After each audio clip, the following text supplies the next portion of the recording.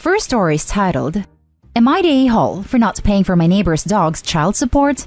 Yes, you read that right. This story is going to sound ridiculous, especially with that story from yesterday about the dogs cheating, but I assure you this isn't a nest post. My neighbor's dog recently got pregnant and she claims my dog did it, which is likely because her dog often escaped into my yard and she lets her dog roam around it. It's annoying because her dog dumps in my yard. Well, now that she's pregnant, she's pissed because hers was a purebred and she wanted to breed it. She says she's entitled to financial compensation, and I'll have to pay child support for the pups as it'll cost her to take care of them. I laughed my butt off and said fat chance, and no way in hell I'm paying for her dog's child support, and this is the dumbest thing I've ever heard of. She's threatening legal action, and I'm pretty sure she can't do anything. She did nothing to stop her dog from entering my yard and often encouraged it. She just assumed my dog was neutered. She can't prove my dog impregnated hers. And lastly, I don't think child support works for dogs. Now for the top comments. Not the a-hole. This is looking interesting. Do you get half the profits when she sells the puppies?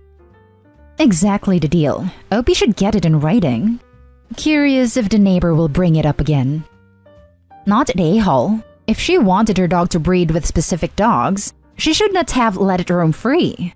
Also, what's with the was a purebred nonsense? It's not like the dog's genes are now altered. If it breeds with another purebred dog of the same race, the result will be purebred puppies. I know it's a thing in the breeding world, but it's stupid as hell. I think she's just referring to the fact that there is a maximum number of litters a female dog can have, and now one of those litters will be less profitable because they won't be purebred. She's still clearly the a-hole here though. Everyone sucks here. It's dumb of her to demand child support for a dog, but if you don't want your dog making puppies, you should have neutered him. There are too many dogs in the world in the first place. Did you miss the part about the neighbor letting their dog roam around Opie's yard without permission? Maybe the neighbor should have had their dog fixed if they wanted to be responsible, not an a-hole. The next story is titled, Am I the a-hole for telling my nephew his presents were from me and not his dad?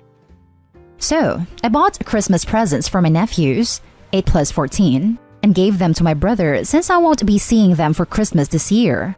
They had tags on them that said, To XXX, love and XXX. Well, the 14-year-old's birthday was 3 days ago, so he opened one of his birthday presents from his dad, my brother. Then the 8-year-old got jealous, so I let him open one of his Christmas presents from me.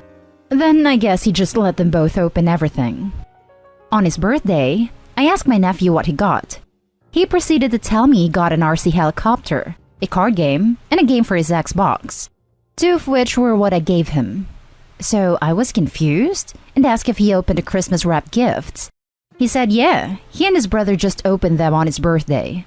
I said, oh, okay, well, I hope you liked what I got you. I'm not sure what teenagers are into nowadays. And he said, huh? Dad said he bought those. I was confused, so after the conversation, I texted my brother about it.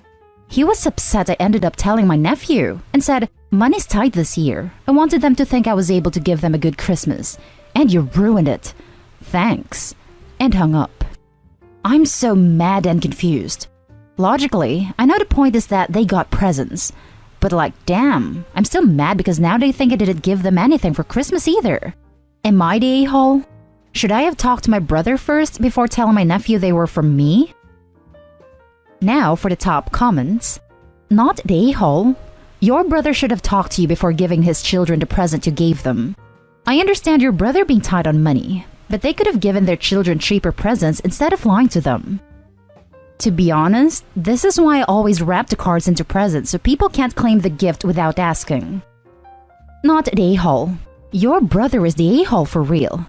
He straight up lied to his children and blamed you for it. Yeah, money is tight, but he is not the only one struggling. Also, his children are old enough to understand that this year is different, so he just should be honest with them. Also, I don't see the point why they were allowed to open their Christmas presents on the birthday of one of them. Like, now they get nothing for Christmas. Your brother messed up on many different levels. Would still demand from brother to be honest with the kids, or I will be honest with them if he is not. I am happy to bet brother is going to ask everyone to buy them new presents for Christmas, and he will lie to his kids again that those are from him. No. Brother should have talked to you from day one and asked if you were on board with doing this. If you said no, then so be it. You have no expectation to need to clear the truth on something so basic with anyone. Not the a-hole. Now for the next story. Am I the a-hole for celebrating my anniversary despite what happened at my wedding? My husband and I had our wedding last year. The venue was beautiful and bordered a lake. Unfortunately, during the reception, one of the young children snuck away from their parents and decided to go for a swim, despite not being able to. This was tragic and devastating, and obviously cut the day short.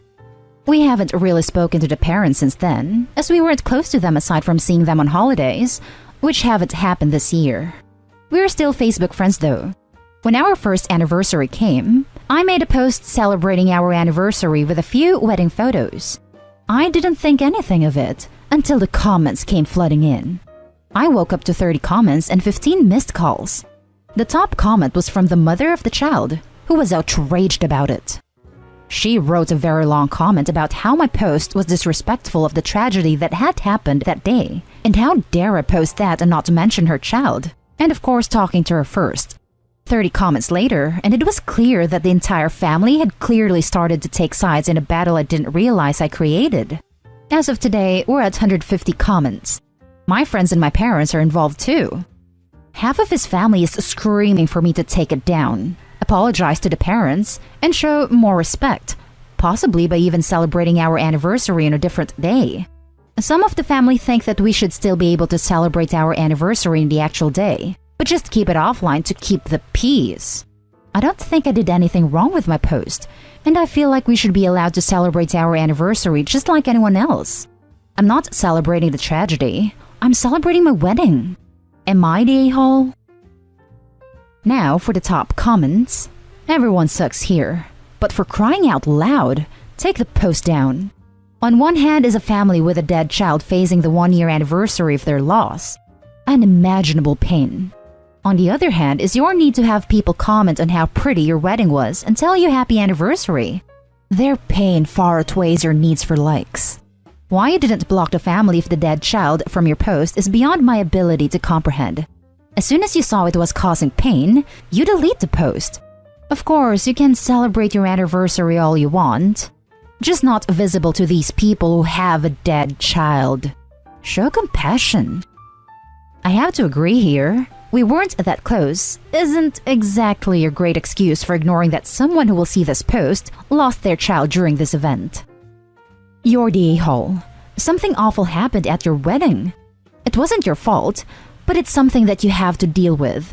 I'm very sorry that you will never be able to have a normal anniversary, but that's a small burden compared to having to deal with the loss of a child.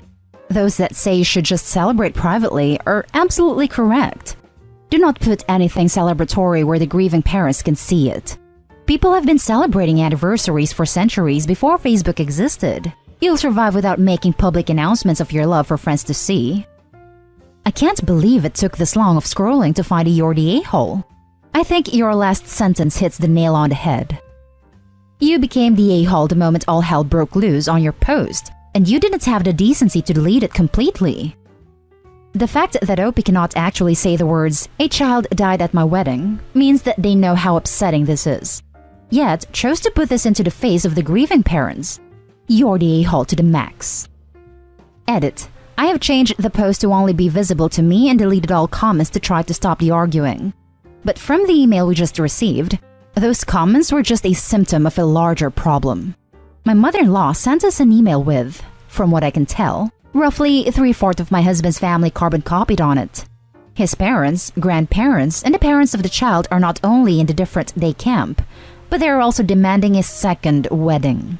According to them, they've kept their silence for so long due to shock and being distracted by everything else going on this year, but they feel that because of what happened, we aren't really married yet in the family. They understand that weddings are expensive, so they, husband's parents, offered to completely pay for his second wedding that will be the real wedding in his family's eyes. And because it may be a year or two before this can be done safely, They will tolerate us living in sin indefinitely due to the circumstances.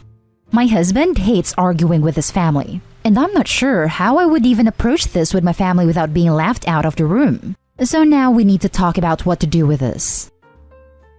The last story is titled, Am I the a-hole for not sharing my inheritance with my cousins? My paternal grandparents died in a car accident when I was a child. In their will, they left their house, a lakefront cabin, to their grandchildren. At the time, that was just me. My parents had barely hung onto their own house in the recession and didn't trust the stock market, so they turned the cabin into a rental. The plan was that when I went to college, I could sell it for a hopefully higher price, plus have whatever rental income it had made. It was a good choice. By the time I graduated high school, the cabin had made enough to pay for almost 2/3 of tuition. I decided that rather than sell it, I'd use student loans and pay them off with a future rental income. I'm a junior now, and if things keep on as they are, I will pay off the loans 2 years after I graduate. The trouble started a year ago when my paternal aunt married a man with 2 teenage sons. They'd used the cabin a few times before the marriage, as I always let family use it, but after they started going monthly.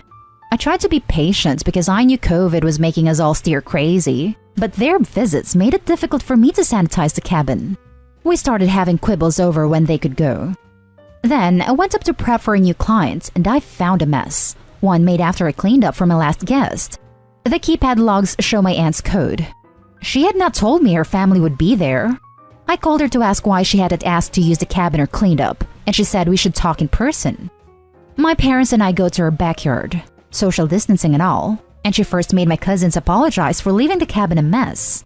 They revealed they were there alone, and I told them that can't happen. No one under 18 can stay in the cabin unsupervised per the rental license. Rather than address this, she told me she was very frustrated with how I treated a family cabin like it was mine alone. It was all for the grandchildren, so her sons now owned a third each. I almost passed out, but my parents jumped in and told her no, that's not how inheritance worked. They had specifically asked the estate lawyer about this, and she said that beneficiaries had a time limit to claim their inheritance, and once it was distributed, it was final. The cabin was mine alone, legally. My aunt freaked out and said I was being greedy. Grandma and Grandpa wanted us to share, and I should teach my cousins the business so that the cabin could pay for their college too. It became a big fight, and my uncle asked us to leave. Now, I'm very torn. On the one hand, I love my cabin, and I worked really hard to build my business. At this point, I handled all bookings, cleaning, and maintenance. But on the other hand, if my grandparents had died today instead of over a decade ago, my cousins would have a share. So, am I standing up for myself by keeping the cabin, or am I being a greedy a-hole? Now for the top comments. Not an a-hole. Your parents are correct. That is entirely your cabin. Change the locks on the cabin and no longer allow your aunt or her family access. They are trying to take something of yours to which they have absolutely no right. Also, your aunt gave her code to her stepson so they could party at your cabin without adult supervision. You need to respond by blocking their access. Not an a-hole. Also, they are step-grandchildren, not bio-grandchildren. They have no claim of inheritance. Haha, not an a-hole. Your parents are right. That's not how it works, and you have no blood relation to them, therefore, there's no legal obligation times 2. You don't even know if your grandparents would have given them any inheritance. For all you know, they could have only wanted the cabin to stay in the blood relative family. Don't give them a damn thing. Not an a-hole. Absolutely not greedy at all. Your parents are correct in stating that that's not how inheritance works, meaning it's settled at the time probate is closed. Greedy is what your new step-siblings are being. Don't feel bad and just tell them, nice try. They are not familiar to your grandparents. The husband came with the kids. Would be completely different if they were your aunt's biological children. Change the code to the security system fast, or they might just move in. What if she has a baby now? Do you think I should give that child half the cabin? And that's the end of this video, folks. As always, leave a comment and hit like and subscribe. And if you want more of this content, turn your notification on to get updated on the latest videos. And I'll catch you with the next one. Stay safe.